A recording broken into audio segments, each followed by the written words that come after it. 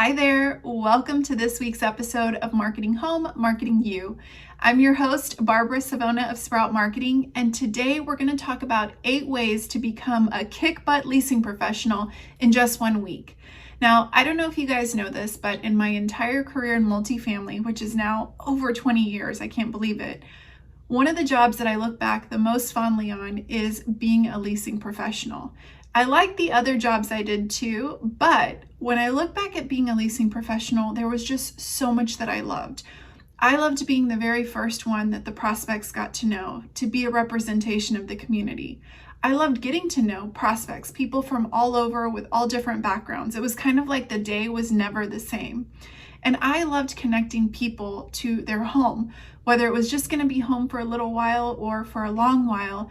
To me, it felt like very meaningful work.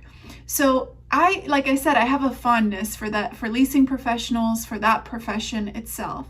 And today I want to talk about how, if you are a leasing professional, ways that you can hone your craft, because I really want you to think about leasing apartments as helping people find home, a very essential craft. And you could be just okay at it, just like with anything, or you could be really stellar. And so these 8 ways, you may not have thought about them in the past as ways to up-level your game, but I think you'll look at them that way after we talk about them today. So are you guys ready? Let's get started. Okay, so the very first tip is I want you to spend some time focusing on yourself. Does that feel selfish or awkward? Here's what I want you to do. I want you to take at least 10 to 20 minutes and get with a piece of paper. This is going to be something you're going to actually write down. And I want you to spend time asking yourself, what is it that makes me unique? Think about what is it that your friends and your family, those that know you closely, love about you. When you meet somebody new for the first time, what are they maybe surprised to find out about you? Now, you might be thinking, why in the world do I need to do this to become a better leasing consultant? But the reality is as a leasing consultant, you're a professional friend maker. You're a professional communicator. And it's stories and life experiences and those unique points that make us memorable in the minds of our prospects. But sometimes we don't think about ourselves as unique, or even if we do, when we get busy with the day-to-day operations, it might be hard to switch in and out of taking care of checklists to make sure move-in processes are ready, to then connecting with a prospect. So what I want you to do is I want you to have kind of a cheat sheet about you. And you're going to draw from these experiences just by writing down some of these unique qualities, things that have happened to you, things that you love, hobbies that you like, things that your friends love about you. It's going to keep fresh in mind things that you can connect with other people on. What's so cool about meeting the different prospects that we have is, while we might be completely different, we usually have some similarities. And when we find those similarities and we weave them into our conversations totally naturally, the more that people remember us, they connect with us, they see themselves in us, and it makes them feel a little bit more inclined to be interested in our community, because again, like attracts like. So I heard a great podcast that gave a great exercise. They said, we have all these stories and things that have happened to us. Break up your paper from years 1 to 10 and then from 11 to 20, and you get the picture, right? So in increments.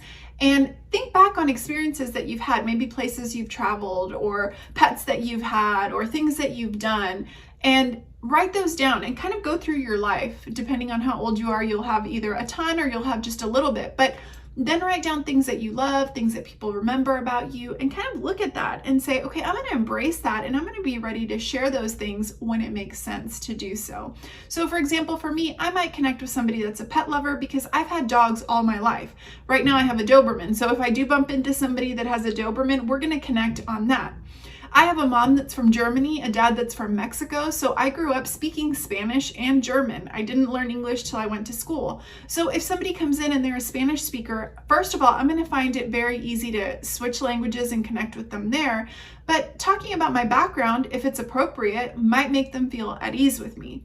Again, this is not sticky or slimy sales techniques. This is just real humans connecting, but we're putting a little strategy in place so it makes these things easier to call upon, and it really makes us just really incredible at our craft. So there you go. Step 1, focus on what makes you unique. Okay, step number 2 is almost a piggyback off of step number 1. I want you to practice talking. Like I said, you are a professional communicator. So part of practicing your craft is practicing communicating. Now, I know that we've been a little bit more restricted in how much we communicate with people because we're maybe not seeing as many people depending on the stages of lockdown or quarantine that your city has imposed. But what we tend to do sometimes, myself included, is when we do bump into people, whether it's running errands or doing different things, we're all talked out, or whatever the right phrase is, that we don't want to talk to so many people. But here's the deal. If talking is a part of your craft, the more that we talk to people and we find ways to communicate with all different kinds of people, the easier it's going to be as random prospects come in your door. I don't know if it's happened to you, but like when I used to get the person that could never, didn't want to say 2 words, it was like torture. I would have such a hard time connecting with them. But as I've increased my circle of friends, and I've had friends that really just don't talk much, my husband's not a big talker, and I've learned how to adapt my communication style to them, it's let me be more flexible in knowing, okay, this is how they prefer to communicate. I might need to tone it down a bit, or I might need to be asking different kinds of questions. So this next week, I want you to really try to talk to people wherever you go, where it makes sense. Don't be a weirdo, don't be a creeper, but you know what I'm saying. If you see strangers and it makes sense to communicate, or you're running errands, just take a couple of extra seconds to talk a little bit more. Spend some time focusing on the craft of communication. You will see how much it improves your flexibility and your adaptability with your prospect. Okay. I know you're not going to like me for tip number 3, but I promise it's a game changer. Get to work 15 minutes earlier. Don't close your ears. Stay with me. When you get to work before the doors open, it allows you to really set the pace for your day. I used to hate when I'd get on site and I was screeching in and I already had residents lined up at the door. I felt like I could never catch up the rest of the day. And I've heard moms talk about it like this. They love to get up before their kids and they feel like if they can do that, they have that quiet time to kind of set the tone for the day, like I said. Well, it's the same thing with our job. By getting to work even a few minutes earlier, you have time to walk your model units, walk your tour route. You have time to get your desk set up. You have a little bit of time to maybe have that cup of coffee and quiet. And if you are a busy mom at home, that quiet before the doors open could really be the difference between you losing your cool that day or feeling frustrated or burnt out. So the other thing is, if you're a leasing professional looking to advance your career, being punctual and being even early to make sure that you're ahead of the day, it speaks volumes. I mean, I had a leasing professional that used to always get to the office. It felt like a minute after, 2 minutes after, 3 minutes after. Every day it felt like she was just pushing it a little bit more. And as a property manager, once I noticed that this was a pattern, I just felt like I couldn't rely on her because I felt like I had to get the startup going. By the time she got in, got her coffee, sat down, it was like 9:15, 9:20, and I was already in full production mode. So that getting to work earlier, it's good for you, it's good for your residents, and it's also good for your resume and for how your boss is going to look at you. So try it this next week and see if it can be a game changer for you like it was for me. 4 is to move your body regularly. You guys, I have been guilty of it too, where once I sit at this desk and I'm, doing different things, I'm responding to my team, I'm here and the day could have gone by. However, as a leasing professional, because you have to be ready to talk to people, and because, you're just a human being, studies show that we all need sort of a physical break every 52 minutes for the best productivity. And that is documented across multiple different studies. So every 52 minutes, I'm not saying that you need to take a massive break, but get up, stretch, move your body, go refill your water cup so that you're staying fully hydrated. And maybe it is that you go and you get some fresh air for a second. You mentally disconnect from what you're doing just for a minute or two to move your body, feel better, stretch a little bit. And when you move your body, you change your state of mind, you can come back a lot more focused. It is really foolish on our part. And like I said, I have been guilty many times to think, oh, I'm in the middle of this, let me just plow right through. our work suffers, the quality of our work suffers, our concentration suffers, and then we're just over caffeinating and feeling kind of like crap by the end of the day. So try this next week to set a little timer that every 52 minutes you're going to get up, you're going to stretch, you're going to take a walk around the office, get back and be focused. Now, if you're in a really busy office, you are already naturally getting up and walking and moving around. So what I would say to you is make sure that you're taking a break for lunch. Even if you cannot leave the office, maybe you're a one-man show or maybe you're short-staffed, pick up and have lunch somewhere other than your desk. Separate that time just again to mentally regroup. Remember, they always say you cannot fill from an empty cup. So if you start to feel fried because you're just going 100 miles an hour, everything is going to suffer. So guys, I just want to say, I know y'all are like such hard workers. So consider this like your best friend telling you, hey, take a break regularly. It's going to be good for you and it's going to be good for those around you. So there you have the latest tip on just making sure to regularly move your body and disconnect from your work throughout the day. Number 5 comes back to communication. So remember how I talked about figuring out what makes you unique, then talking to everybody that you can to practice your verbal skills?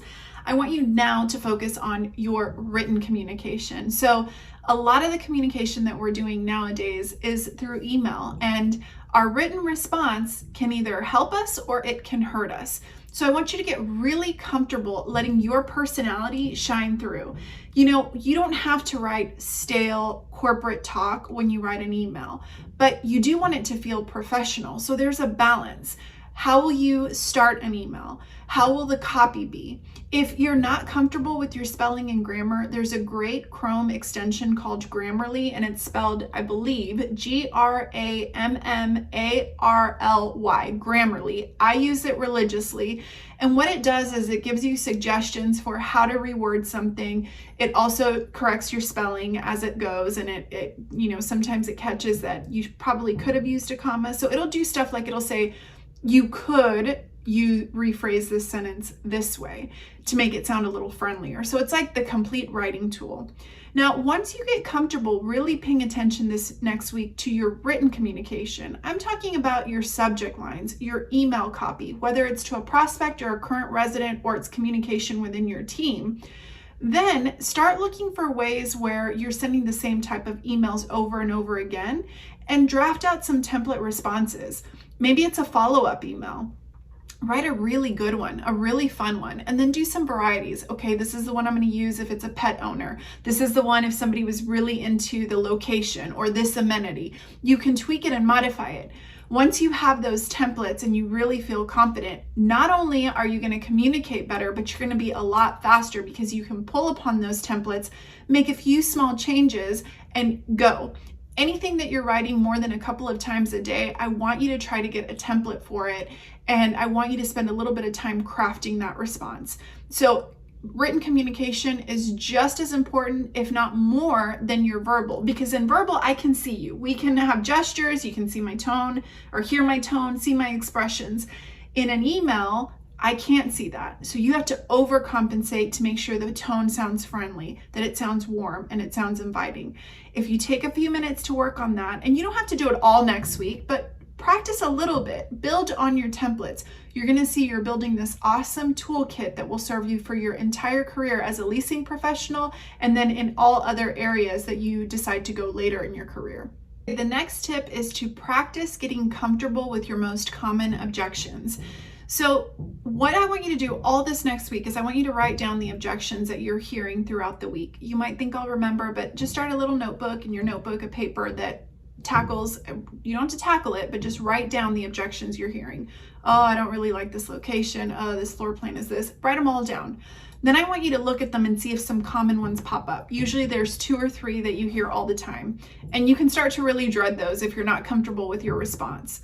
Once you have those main objections, I want you to craft out a response on how you're actually going to respond. So if it is something about location, how are you going to overcome that and feel comfortable in your language talking that through? What's worked with some prospects? Think back on the last few months. Maybe when somebody presented that objection, you said something and it helped to overcome that objection. Once you like your responses, I would share them with your property manager and say, hey, I want to get kind of like my little playbook here. what do you think? Do you have any tips on these objections? Here's what I'm thinking. I'm going to say, have you tried something that works better? And then practice those. I'm going to share with y'all a little tool that we have, which is the leasing blueprint. And this is a manual. This is basically something I wish I had had when I was a leasing professional. And because I didn't, I created it with my team to be kind of like your leasing Bible, your blueprint, right? And there's a section in here that helps you master your skills. It talks about overcoming some of the most common objections. So first of all, it tells you why people object, how to not get caught with an objection, even if you don't have a response right on time. And then it has a little place that you can work through some of the most common objections, like price, like location, and a few other ones. So this is on our website at watchyourbusinesssprout.com. You can check it out on our Sprout shop. We have a PDF version, and we have a printable if you want us to send you the printed version. A lot of the things that I'm talking about, they are built into this book. And so if you're wanting to up-level your skills, I think you should convince your property manager to get it for you. And if not, I would invest in that for myself. So there you have it. I want you to get really comfortable with objections. Never be caught where you're feeling a little bit nervous, because you've seen them, you've isolated them, you've come up with a response, and you're super comfortable overcoming that objection.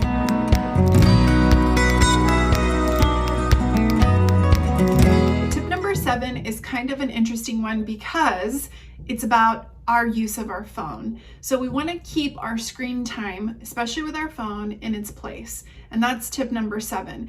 Now, the reason I say this is kind of interesting is we know that our phones, social media, we're also using them as lead generations. However, it can quickly get out of hand. So a few things to think about. We're getting a ton of online leads, and yes, those are important, but they should never be at the expense of the in-person leads that are coming in our door. The leads that walk through the door need to feel seen and heard. And so if you're so tied up with your online leads that you're making your in-person leads feel like they're a bother, we've got a problem, right? These people have actually taken the time to come in. The next thing with that is you need to come up with a system for responding to leads. Some communities are getting so many leads that it's hard to respond in a timely manner. Yet online leads want that quick response. So that's where those templates that we talked about earlier can come in handy. Look at the type of requests you're getting and create some template responses that are quick to modify. So again, you're saving time, you're becoming more efficient, you're making both of your prospects in person and online feel like they're getting the right response. Now, when it comes to your personal phone, I know that it is so tempting to, whenever there's a break in work, to check your social media, check your Facebook or your Instagram, your personal stuff. And I get it. I do it too. Sometimes when I don't want to tackle something frustrating or like that I have to give a lot of brain power to, I find myself just grabbing for the phone. But I want you to remember that when you do that, you're taking away time from your employer. And after a while, if you become known for somebody that's constantly sneaking off to look at your phone or is responding to things, it's going to be a ding. So over the next week, just pay attention. How often are you on your phone during your work time where it's not work related? How often is that sucking you in? Do you have your alerts set up where it's distracting now? If you get an alert for every time you see something on Instagram, every time somebody texts you, you could literally be constantly tied to this, which will affect the quality of your work. So I know I'm old school there, but I just want to say that is so important, and it really says a lot to your boss. It says a lot to the people around you. And if you ever want to be a leader in your organization, you're going to have to learn how to have some of those limits and those constraints to make sure that you're getting the job done.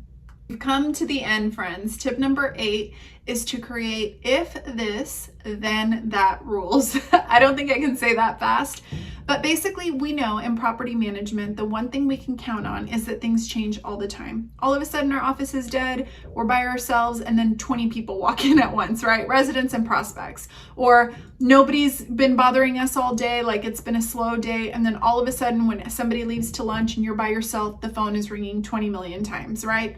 So when do you prepare for those scenarios? Well, again, you want to create systems ahead of time. So think about, there's certain scenarios that happen often, kind of like the ones I just talked about. How will you respond in those scenarios? What will you do if there's an overwhelm of traffic and you're alone, or the phone is constantly ringing, or you're short-staffed because somebody got sick? The time to think about those things are not when they're happening, it's beforehand. Now, to be realistic, I know a lot of you don't have a lot of downtime to think about this, but I do want you to start taking note of scenarios that create stress and create frustration and create scenarios where you're not feeling like you're your best. I try to do this at the end of the week. I look back and I say, what happened this week that I could have prevented that became very stressful? And sometimes it's just not being prepared, maybe not starting work the way that I wanted to, not having my routine of starting early before everybody else was going. So by looking back on the week and by really paying attention as things are happening, you can isolate scenarios that you can prepare for. Now, that's not to say that there's not going to be scenarios you cannot prepare for. That is life, right? But by stacking the odds in our favor and being prepared and learning from the times that we didn't like, we're going to be even better to tackle the next week. So we're not making the same mistakes our entire career. That, to me, if you can tackle that as a leasing professional, that is a quality that is going to serve you your entire career. So you, dear leasing professionals, you'll have my heart and my support. I know what a incredibly satisfying job it can be, but also what a very difficult job it can be. So first of all, I just want to applaud and commend you. I am in your corner rooting for you. And I want you to know that if you start to implement even one of these things, pick one for the next week. If 8 is too many, pick one. Focus on that. When you master that, pick another, and you slowly build on it. I know you're the type of person that is not content to just kind of sit back and be the status quo, to be just good enough. I know that you're the kind of person, if you're watching this, that wants to be better at your career. So you can level up and you can continue to grow in your career and become a real leader and be ready when the next opportunity comes your way by taking the time to work on your craft, the craft of helping people find home. And man, what an awesome privilege that is. So we get to be part of a really cool club, and I'm vicariously living through you guys. That is it for this week. I hope you have enjoyed this episode. Until next time, I'll see you guys next week.